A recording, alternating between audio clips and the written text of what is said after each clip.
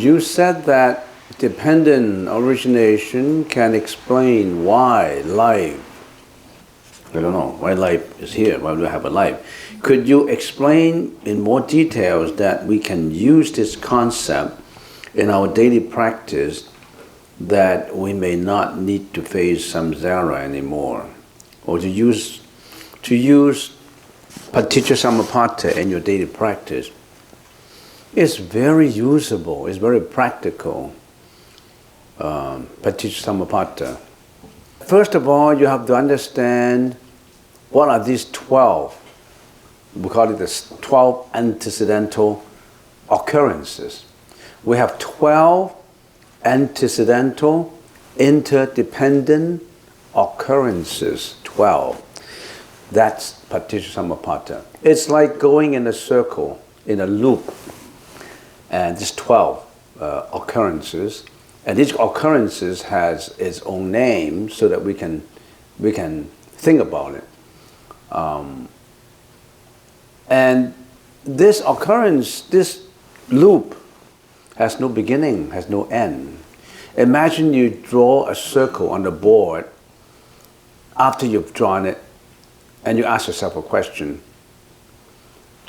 The picture itself, where does it start? The line, where does it start? Where does it end? The point where it starts is the point where it is ending. There's no beginning, there's no end. When you draw it, of course there's a beginning when you draw it, but once it is drawn, that's circumference. Does a circumference have any beginning itself? No, it's a circle. No beginning and no end.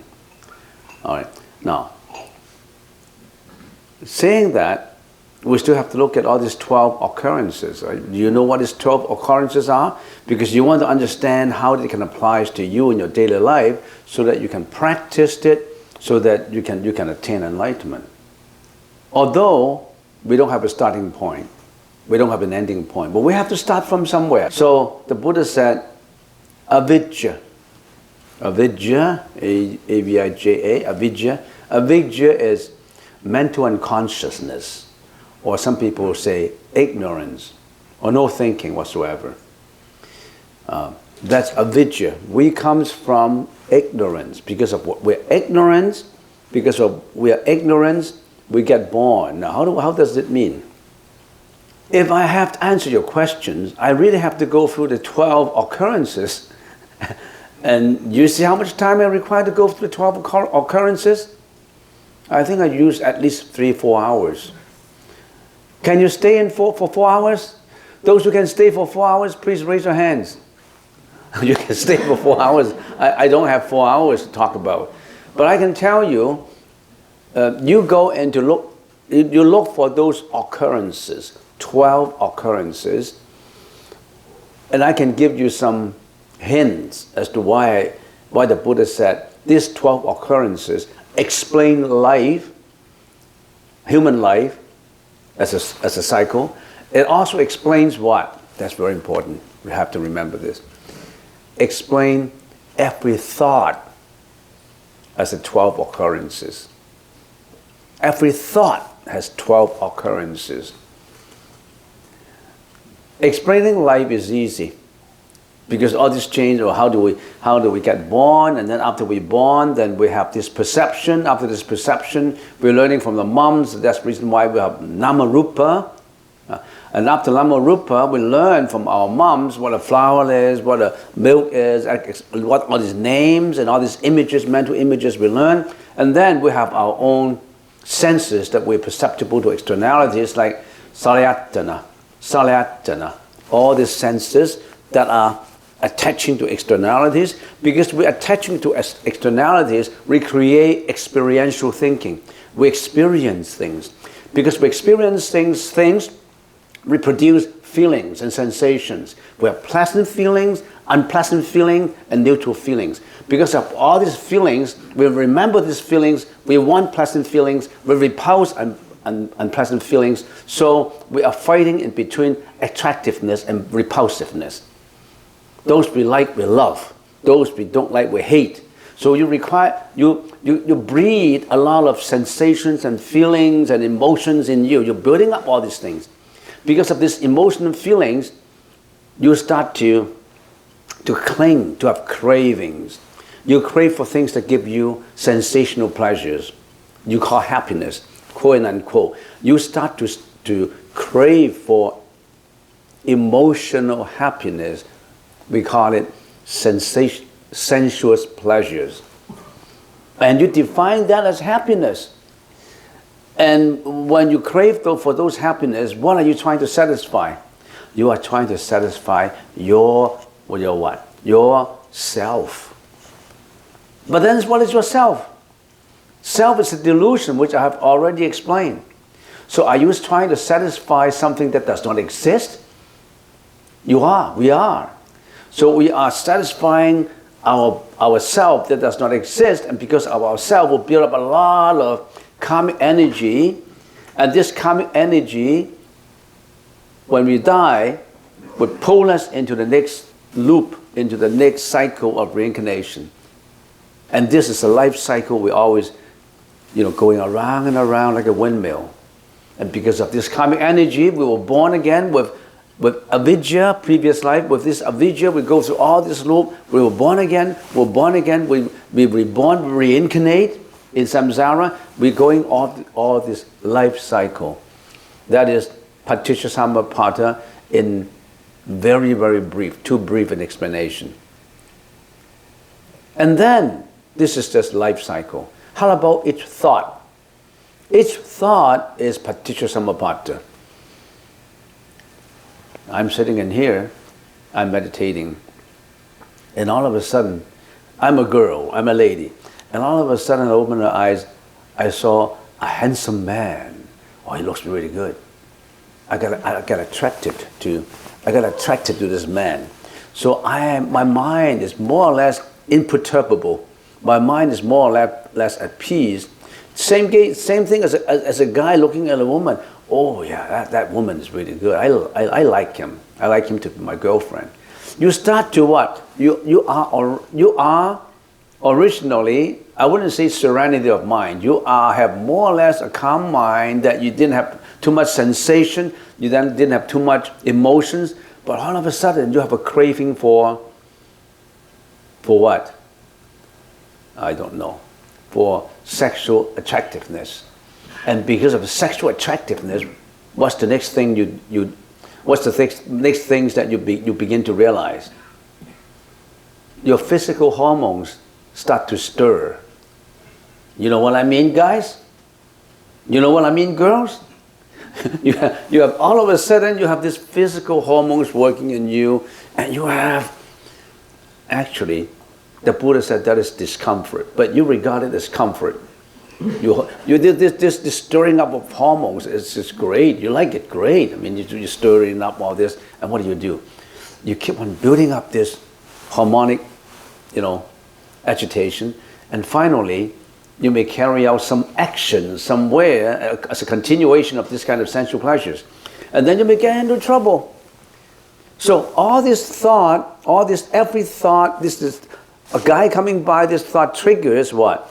Triggers perception, triggers attachment, triggers repulsiveness, triggers attractiveness, triggers craving, triggers, I don't know, so many things. The Pali call it tanha. Tanha is loving, craving. And then you have upadana, which is, I love it, I want to look for it, I want to grab onto it, money, reputation, fame, all these things.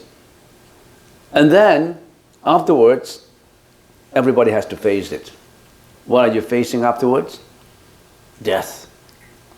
Then you die. Dying is not a final process.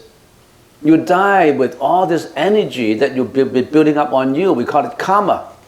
You build all this karma. What is this karma? Is this karma an actual thing? This karma is kind of energy. You can't see energy, but you've been building it up.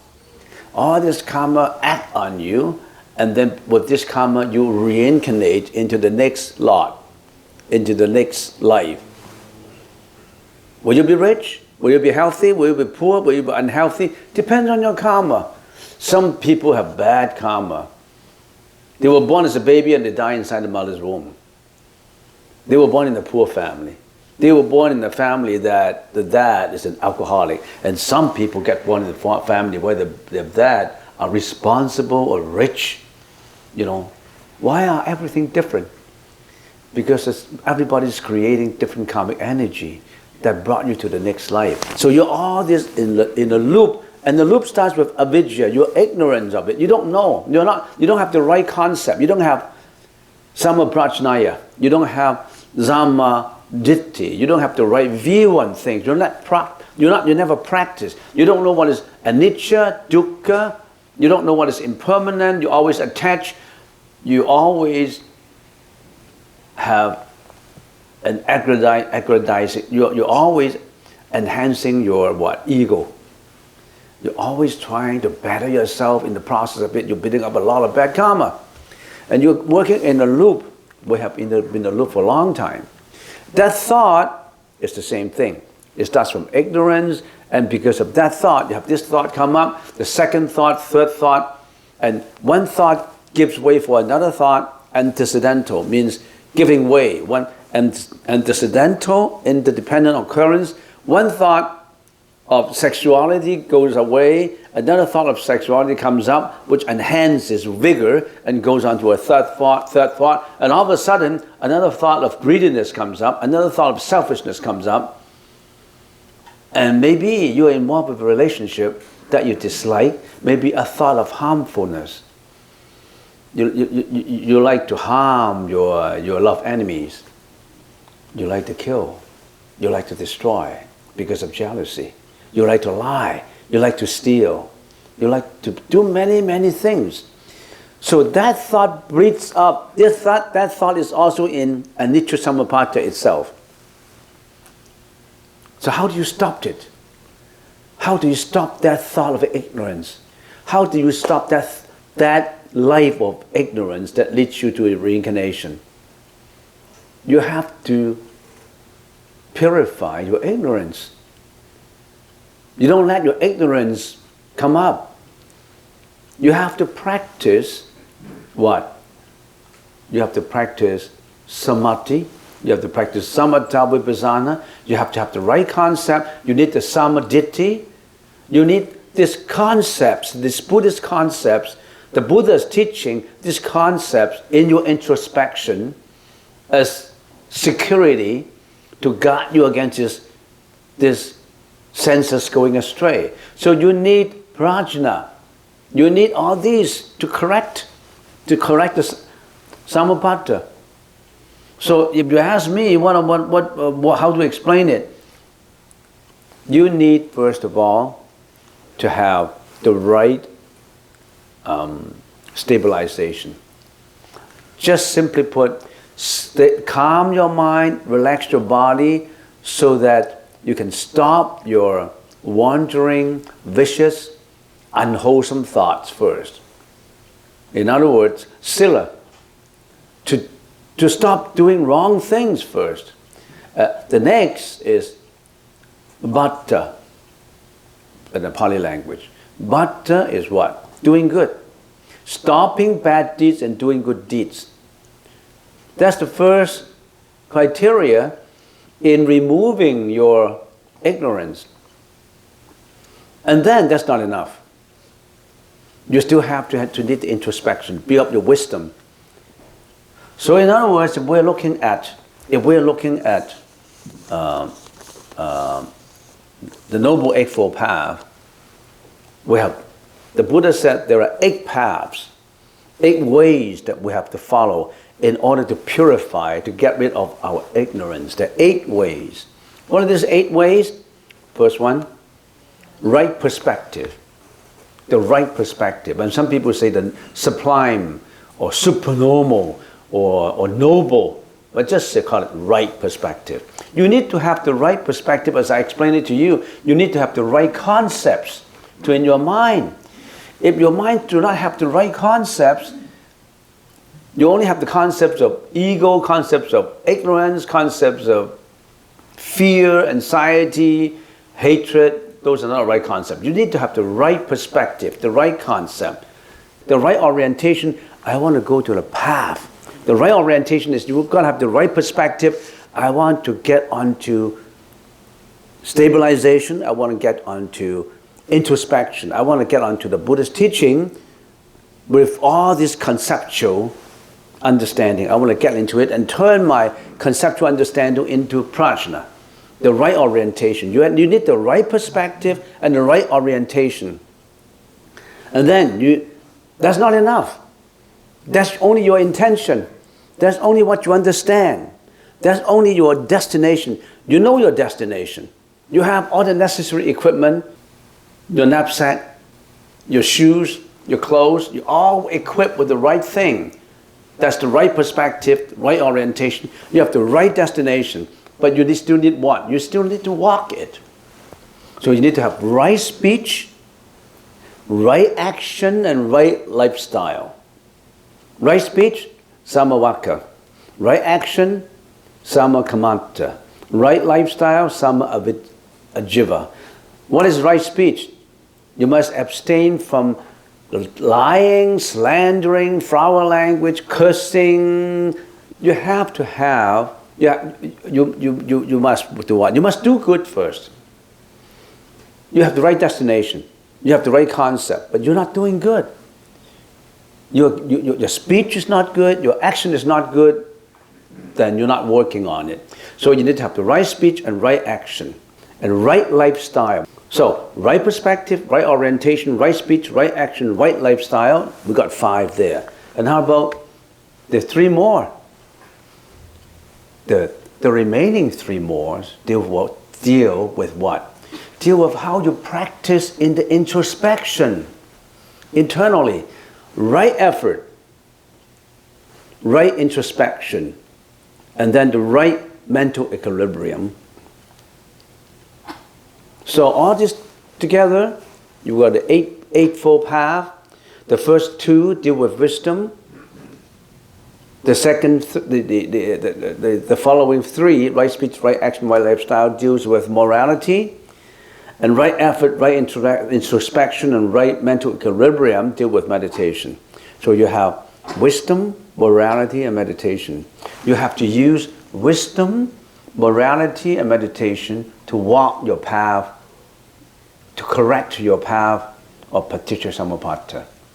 This is in a nutshell, and it's too shallow a nutshell.